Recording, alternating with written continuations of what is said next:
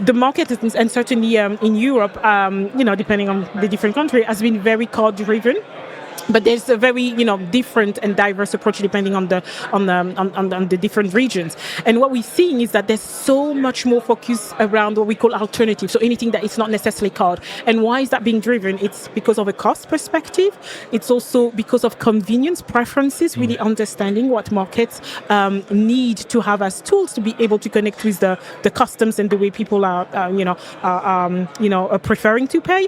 But it's also about introducing new flexibility. So, the models like buy now, pay later, etc. And that essentially opened up such an interesting ecosystem, from the open banking to the embedded. So essentially, the key aspect is the ownership of the customer, right? So whether you have that, close contact, close connection and ownership of the merchant, and you are a retailer, you are a software provider, how this payment can now add value, because essentially you could service and open an ecosystem of multiple solution by embedding payment. So this concept about embedding payment through non-traditional route is huge, right?